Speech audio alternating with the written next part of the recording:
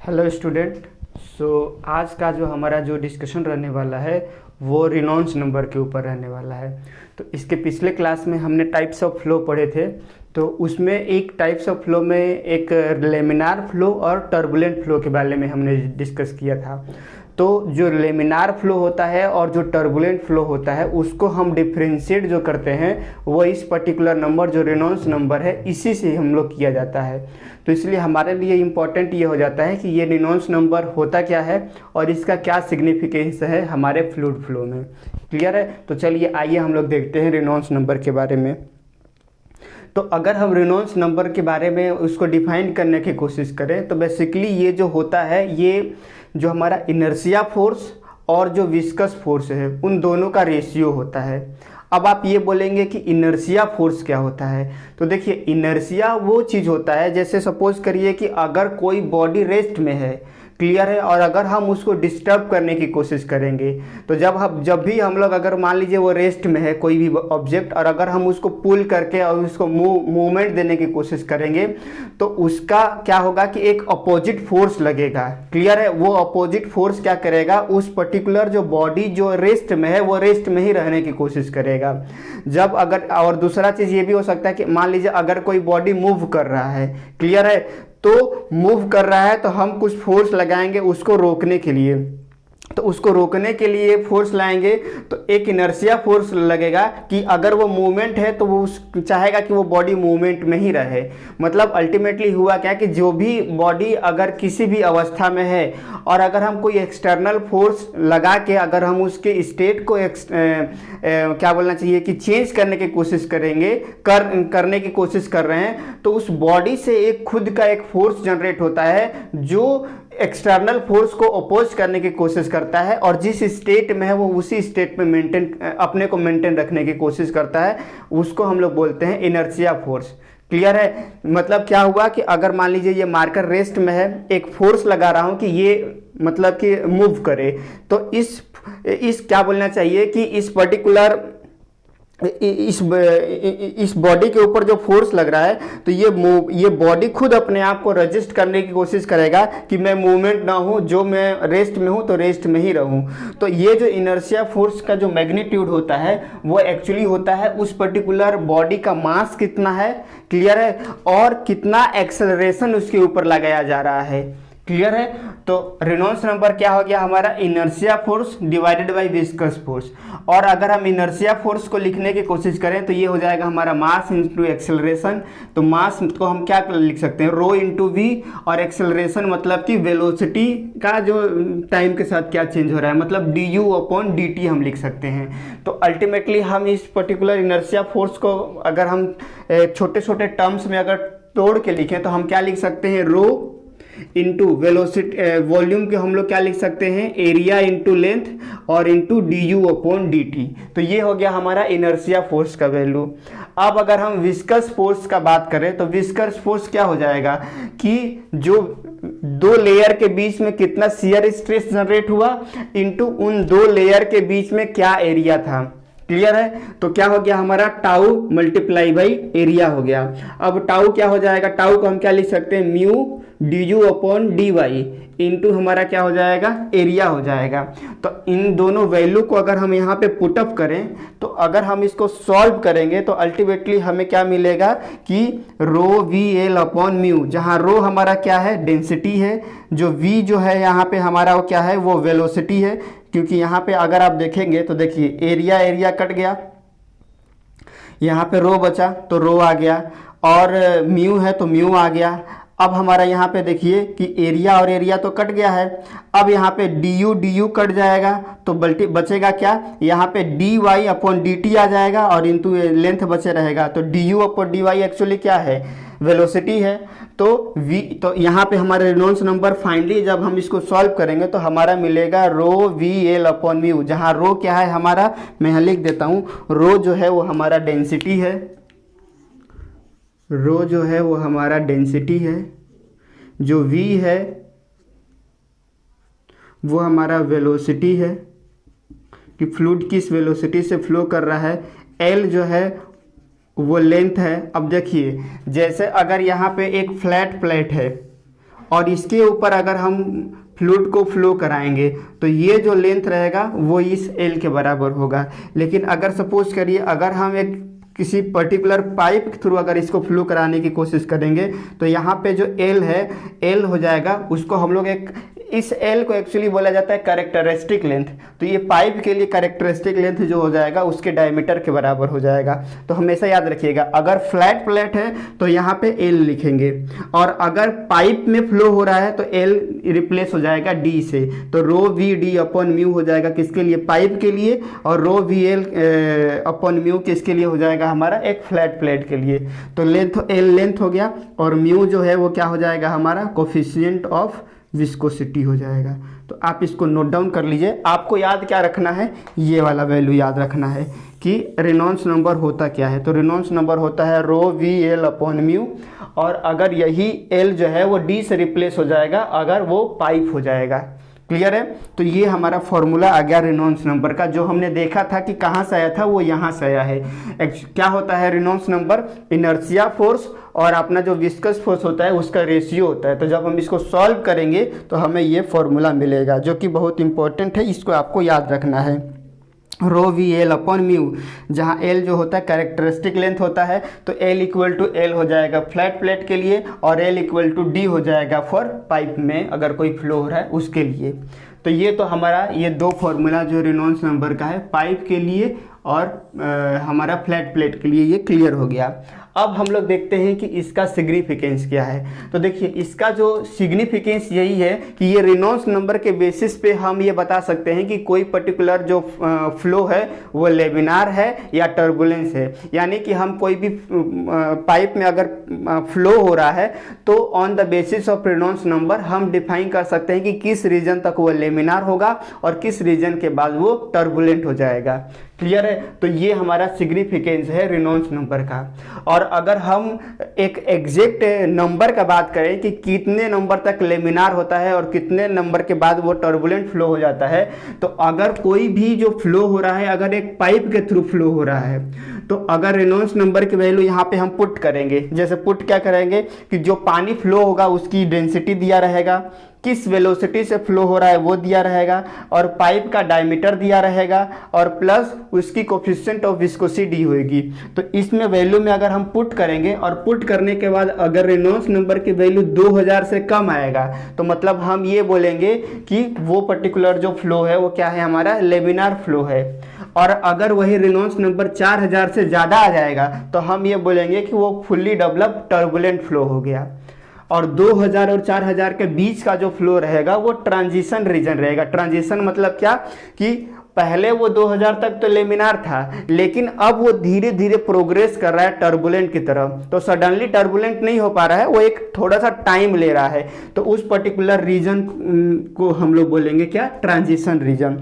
तो आप इस वाला जो मतलब नंबर है वो आप याद रख सकते हैं अगर मान लीजिए कभी पूछता है तो एग्जाम में। अब अगर यही फ्लो जो रहेगा, ये अभी जो फ्लो हो रहा था वो क्या हो रहा था, एक पाइप था और इस पाइप के अंदर में फ्लो हो रहा था। अब अगर मान लेते हैं कि अगर ये एक फ्लैट प्लेट है जो कि फिक्स्ड है और इसके ऊपर किसी फ्लूइड को अगर हम फ्लो करा रहे हैं, तब उस केस में हमारा कैसा लेमिनार नंबर और टर्बुलेंट फ्लो होगा। तो उसका पिछले क्लास में तो हमने स्लाइटली एक डिस्कस किया भी हुआ है, यहाँ भी हम लोग देख लेते हैं कि वो क्या होगा। तो जब अगर ये फ्लैट प्लेट है, अगर हम इसमें फ्लो कराने की कोशिश करते हैं तो एक पर्टिकुलर रीजन तक ये रहता है लेमिनार, उसके बाद वो धीरे धीरे धीरे धीरे टर्बुलेंट फ्लो की तरह अग्रसर होता है। तो अगर रेनॉल्ड्स नंबर की वैल्यू 5 लाख से कम है फ्लैट प्लेट के लिए, तो अब तो ये लेमिनार के कैटेगरी में आएगा। क्लियर है। और अगर यही रेनॉल्ड्स नंबर की वैल्यू 5 लाख से ज़्यादा हो जाता है तो अब वो टर्बुलेंट के कैटेगरी में आ जाएगा। और एक ट्रांजिशन जोन भी होता है। देखिए कभी कभी ये वाला वैल्यू जो है वो 7 × 10⁵ मतलब 7 लाख से ज़्यादा को वो फुली तरीके से टर्बुलेंट बोला जाता है। कहीं कहीं पे ये डेटा आपको लिया रहेगा कि नहीं 5 से ज़्यादा को ही हम टर्बुलेंट बोलेंगे। तो वो केस टू केस वेरी करता है। तो अभी के लिए हमें बस ये याद रखना है कि 5 लाख से कम अगर रेनॉल्ड्स नंबर की वैल्यू है फ्लैट प्लेट के केस में, तो वो हमारा क्या हो जाएगा, ये फ्लो ओवर प्लेट। ऐसा ठीक है, हाँ या फ्लैट प्लेट भी लिख सकते हैं। तो अगर रेनॉल्ड्स नंबर की वैल्यू 5 लाख से कम है तब वो लेमिनार, और 5 लाख से ज़्यादा है तब वो टर्बुलेंट हो जाएगा। तो इतना अपने को लेमिनार के लिए हमें याद रखना है कि लेमिनार होता क्या है, ratio between inertia force and viscous force. ये फॉर्मूला रो वी एल अपॉन म्यू, और पाइप के लिए रो वी डी अपॉन म्यू। इसका सिग्निफिकेंस यही है कि अगर कोई फ्लूइड फ्लो हो रहा है तो उसमें वो डिफ्रेंशिएट करता है कि लेमिनार फ्लो है कि टर्बुलेंट फ्लो है, या कहाँ तक लेमिनार है और किसके बाद वो टर्बुलेंट हो रहा है। और उसके बाद हम ऑन द बेसिस ऑफ कि अगर पाइप में फ्लो हो रहा है तो रेनॉल्ड्स नंबर की वैल्यू अगर 2000 से कम है तब वो लेमिनार की कैटेगरी में आएगा, और अगर रेनॉल्ड्स नंबर 4000 से ज़्यादा आ जाएगा तो वो टर्बुलेंस की कैटेगरी में आ जाएगा। और वैसे ही अगर फ्लैट प्लेट के ऊपर फ्लो हो रहा है तो अगर 5 लाख से कम रेनॉल्ड्स नंबर है तब वो लेमिनार रहेगा, और 5 लाख से जब ज़्यादा हो जाएगा तो वो टर्बुलेंस के कैटेगरी में आ जाएगा। क्लियर है? तो ये रहा हमारा एक रेनॉल्ड्स नंबर के बारे में।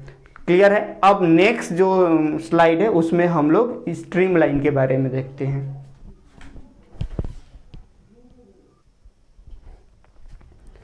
चलिए, सो अब हम लोग देखते हैं नेक्स्ट जो हमारा जो डिस्कशन है रेनॉल्ड्स नंबर के बाद, description of flow pattern. Clear है? तो डिस्क्रिप्शन ऑफ फ्लो पैटर्न में एक्चुअली हमारे सिलेबस में केवल स्ट्रीम लाइन लिखा हुआ है, लेकिन साथ में हम लोग थोड़ा एडिशनल एक पाथ लाइन भी होता है और एक स्ट्रिक लाइन भी होता है, तो इसको भी देख लेते हैं। क्लियर है? बट ये दोनों हमारे सिलेबस में नहीं लिखा है, बट इसको भी हम लोग देख लेते हैं। तो देखिए, सबसे पहले हमको ये समझने की कोशिश करना है कि ये स्ट्रीम लाइन होता क्या है। तो इसके डेफिनेशन से जाने से पहले आप ये देखिए, यहाँ पे इस डायरेक्ट ग्राफ के ऊपर आ जाइए कि सपोज करिए अगर हम एक डायग्राम अगर हम प्लॉट करते हैं, वेलोसिटी यहाँ पे x, ये x एक्सिस हो गया और ये y एक्सिस हो गया है। इसमें हम ये ड्रॉ करने की कोशिश करते हैं कि सपोज करिए ये जो हमारा एक फ्लूइड, मतलब कि जो फ्लूइड है वो फ्लूइड इस पर्टिकुलर मोमेंट में वो मूव हो रहा है, या इस पर्टिकुलर पाथ के थ्रू वो मूव हो रहा है। क्लियर है? तो स्ट्रीम लाइन ये बताता है कि अगर ये पर्टिकुलर कोई भी फ्लूइड जो है वो किसी पाथ को ट्रेस कर रहा है, तो अगर एक किसी पर्टिकुलर फिक्स पॉइंट के जगह में जिस वो पाथ को फॉलो कर रहा है और उसमें कोई एक पॉइंट लेते हैं, उस पॉइंट पे अगर हम टेंजेंट ड्रॉ करते हैं तो जो टेंजेंट का जो डायरेक्शन होता है वही वेलोसिटी के डायरेक्शन को रिप्रेजेंट करता है। क्लियर है? मतलब क्या हुआ कि अगर बहुत सारे, मतलब कि एक पर्टिकुलर एक पर्टिकुलर एरिया में मान लीजिए फ्लूइड फ्लो हो रहा है, तो वो जो फ्लूइड फ्लो हो रहा है तो अगर हम उसके पाथ को ट्रेस करें तो सपोज करिए ये जो है वो पाथ को दिखा रहा है कि एक पर्टिकुलर गिवन टाइम में जो फ्लूइड हैं वो कौन से पाथ को उन्होंने ट्रेस किया।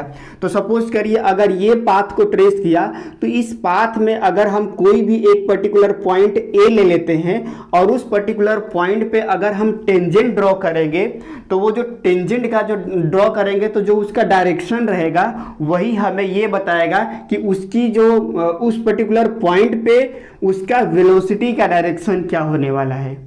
क्लियर है? तो अब हम लोग आ जाते हैं डेफिनेशन के ऊपर। तो देखिए, स्ट्रीम लाइन का डेफिनेशन क्या होता है। It is an imaginary curve, या मतलब कि क्या हो गया, इमेजनरी लाइन जो होता है वो एक्चुअली एक इमेजनरी लाइन होता है। क्लियर है? तो it is an imaginary curve drawn through a flowing fluid in such a way that tangent to it at any point give the direction of velocity of flow at that point. मतलब कि अगर ये एक curve है और एक imaginary, ये जो कर्व है एक्चुअली ये क्या बता रहा है कि जो हमारा फ्लूइड है उसने कौन से पाथ को फॉलो किया है। इस पर्टिकुलर पाथ के ऊपर अगर हम कोई भी एक पर्टिकुलर पॉइंट ले और अगर उस पर्टिकुलर पॉइंट पे अगर हम टेंजेंट ड्रॉ करेंगे, tangent to at any point give the direction of velocity. अगर उस पर्टिकुलर पॉइंट पे अगर हम टेंजेंट ड्रॉ करेंगे तो ये जो टेंजेंट का डायरेक्शन होगा वही हमारा डायरेक्शन ऑफ वेलोसिटी होगा उस पर्टिकुलर पॉइंट के जगह में। तो ये होता है हमारा स्ट्रीम लाइन। तो मतलब स्ट्रीम लाइन के लिए क्या इंपॉर्टेंट है कि अगर किसी गिवन फील्ड में अगर हम कोई एक पॉइंट ले और उस पर्टिकुलर पॉइंट पे अगर हम टेंजेंट ड्रॉ करेंगे तो उस पर्टिकुलर फिक्स पॉइंट पे वेलोसिटी, उस फ्लूइड का क्या वेलोसिटी का डायरेक्शन होने वाला है वो स्ट्रीम लाइन हमें बताएगा। क्लियर है। तो देखिए यहाँ पे ये जो पर्टिकुलर ड्रॉ किए तो ये वेलोसिटी को बता रहा है।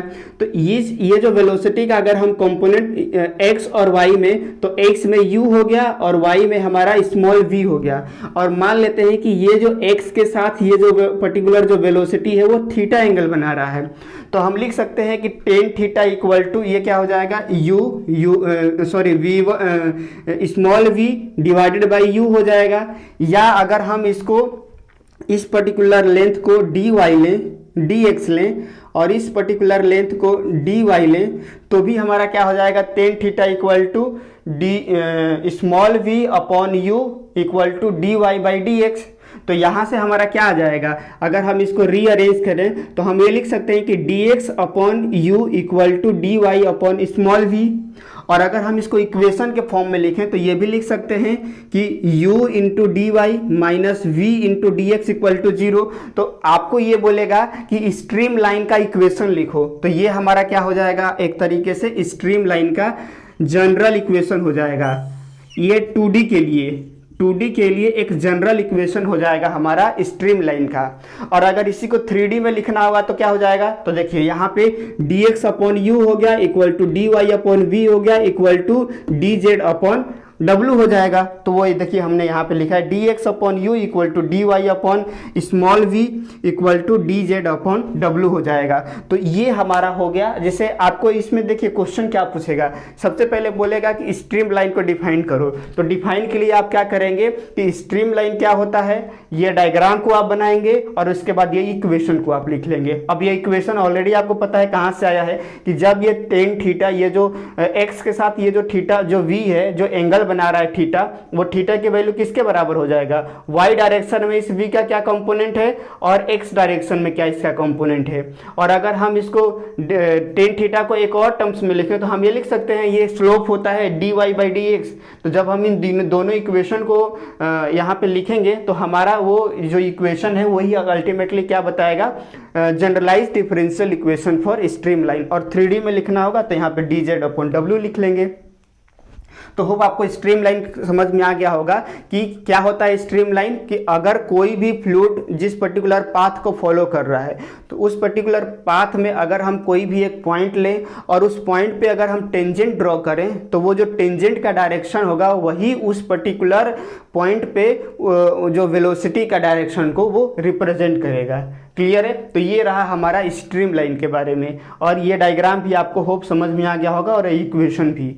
अब हम लोग मूव ऑन करते हैं पाथ लाइन। तो देखिए पाथ लाइन क्या होता है, तो पाथ लाइन मतलब ये होता है कि यहाँ पे देखिए क्या है, यहाँ पे हमने क्या किया हुआ है कि एक बल्क में फ्लूइड लिया हुआ है, मतलब कि एक फ्लूइड जो है वो किस पूरा क्या पाथ को फॉलो कर रहा है उसके बेसिस पे हमने स्ट्रीम लाइन ड्रॉ किया है। जबकि पाथ लाइन में हम लोग क्या करते हैं कि अब जो हमारा फ्लूइड रहेगा वो नंबर ऑफ पार्टिकल से मिलके बना रहेगा।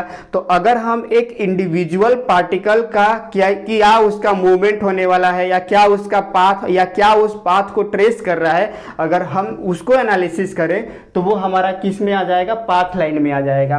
तो मतलब पाथ लाइन में क्या याद रखना है कि एक इंडिविजुअल फ्लूइड पार्टिकल कौन से पाथ को फॉलो कर रहा है, उस पर्टिकुलर जो भी पाथ को फॉलो करेगा उस पाथ को हम लोग बोलेंगे पाथ लाइन।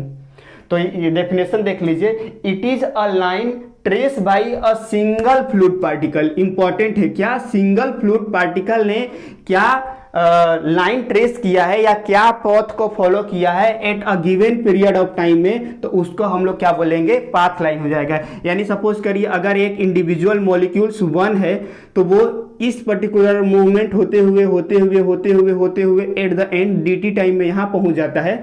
तो जिस पाथ से वो मूव होके जाएगा उसको अगर हम ट्रेस करेंगे तो वही हमारा क्या हो जाएगा, पाथ लाइन।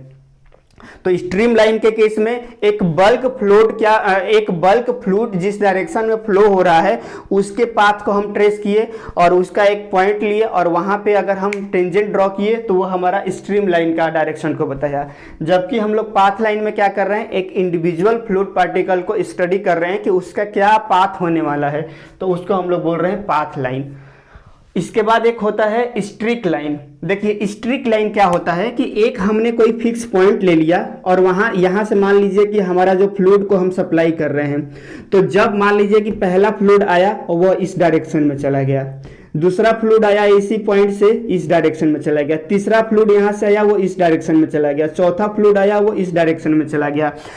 मतलब एक फिक्स पॉइंट से जो अलग अलग जो पाथ, जो फ्लूइड पाथ को फॉलो कर रहा है, तो वो पर्टिकुलर अलग अलग जो पाथ होता है उसको हम लोग क्या बोलेंगे, स्ट्रिक लाइन बोलेंगे। तो देखिए डेफिनेशन देख लीजिए, it is a line that trace by fluid particle passing through a fixed point in a flow fluid। ये एक फिक्स पॉइंट हमने यहाँ पे मेंशन कर दिया कि ये हमारा एक फिक्स पॉइंट हो गया, और यहाँ से जो फ्लूइड पार्टिकल आया और जो अलग अलग डायरेक्शन में पाथ को फॉलो कर रहा है, तो इस पर्टिकुलर अलग अलग जो पाथ है इसी को हम लोग क्या बोलेंगे, स्ट्रिक लाइन बोलेंगे।